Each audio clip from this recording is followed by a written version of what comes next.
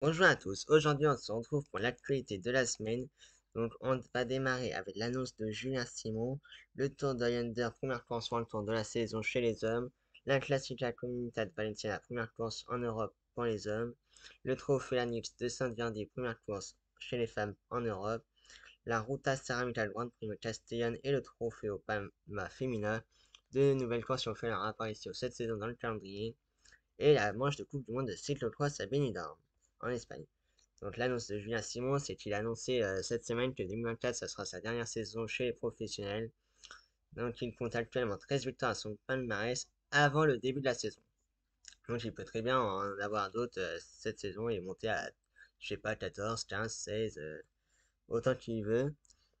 Alors du coup, la première étape du Tour de Länder, c'était un sprint entre Tanunda et Tanunda à 54 km.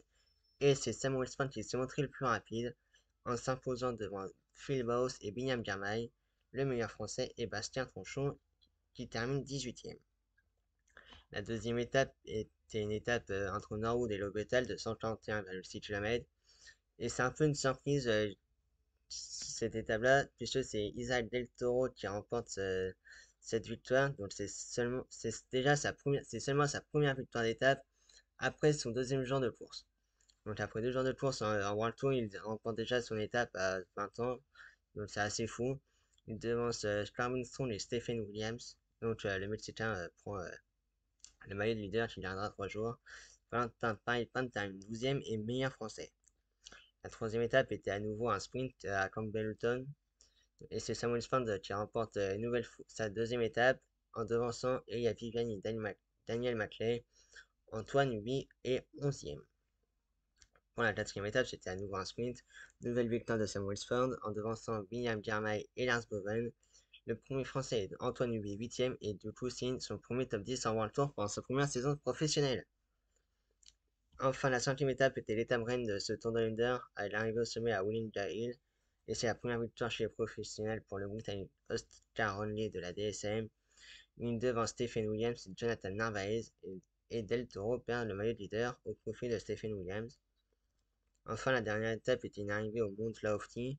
Donc c'est Stephen Williams qui remporte cette dernière étape avec le maillot de leader sur les épaules. Il devance Jonathan Narvaez et Isaac Del Toro.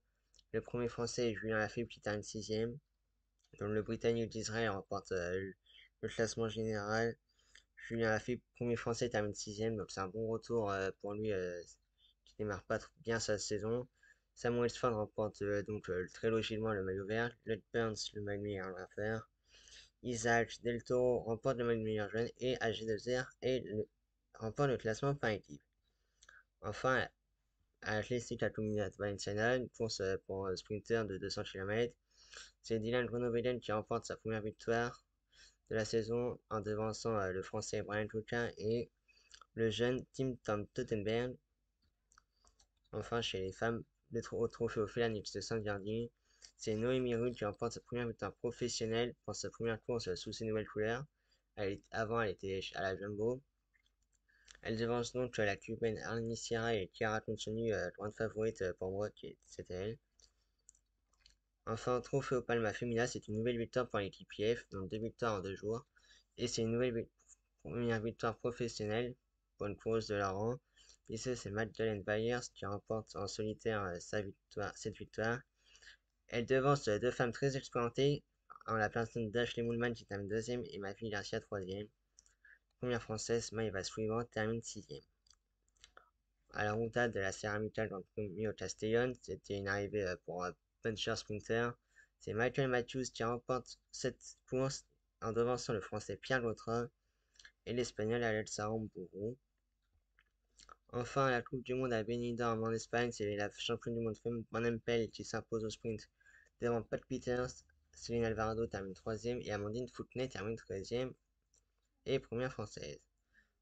Chez les hommes, c'est Wout van Aert qui remporte cette course et met fin à la série de victoires de Mathieu Van Der Poel cette saison. Il devance le champion d'Europe Michael Van Torenhout et Thibaut Nice termine 3e. Le champion de France Clément Venturini termine 10e et premier français après avoir fait une magnifique course.